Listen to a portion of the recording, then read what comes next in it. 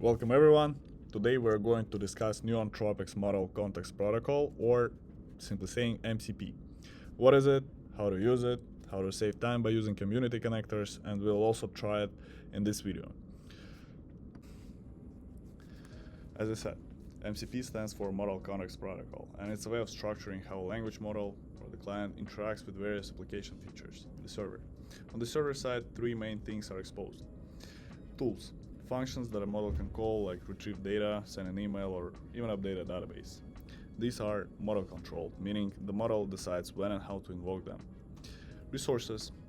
Data the application makes available, like files, database records, or external API responses. These are application controlled, so the app decides what data is accessible to you. Prompts. Predefined prompt templates for example, a prompt to do a document Q&A, summarize transcripts, or format output as a JSON. These are user controlled because the user or developer defines them in advance. On the client side, the model effectively calls or queries those tools, resources, and prompts through a standard interface, the MCP. You can call it a framework.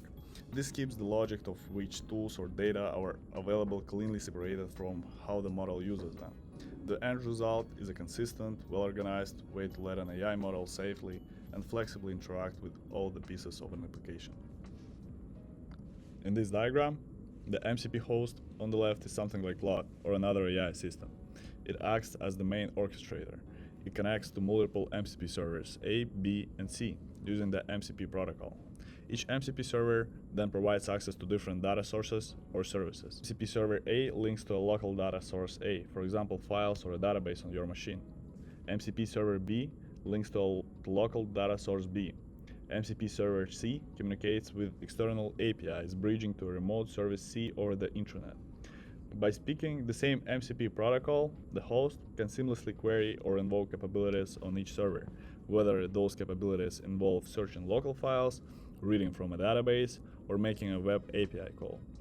This keeps the AI assistant or development environment unified in how it talks to various data and tools without needing separate custom integrations for each source. So the first thing I wanted to show you is a MCP library called Pulse MCP. There you can find MCP servers and MCP clients.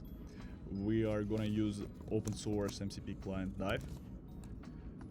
You can see the GitHub right there. I'm not gonna teach you how to install it, but yeah, we're gonna use it, and yeah, it's a pretty handful tool actually. The next thing I want to show you is how AI, in my case Gemini, uses the tools. Expectedly, currently the best LLM for tool calling is Claude, although it's the most expensive one, which makes it not the best option for simple use cases, like voice agent. Right now I'm asking Gemini to generate a haiku about tools it can use and write it down in the file. As you can see, it successfully created the file and wrote the haiku in it. Okay, let's ask it to send it to me in Telegram. It actually did it, but it sent the file and not the haiku. I'm gonna fix it. In this case, thinking is disabled, so I have to provide the model with a very precise prompt. Right now I'm asking Gemini to execute multiple tools in order to achieve a result.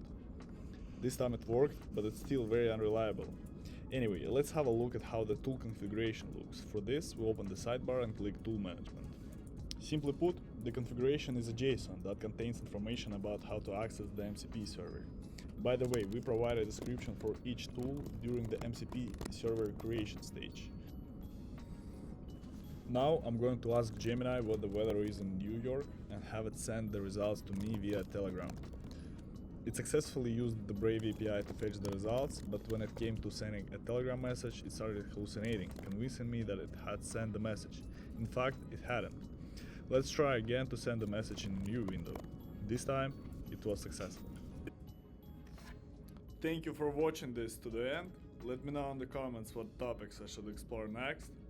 Have a good one, guys. I'll see you in the next video.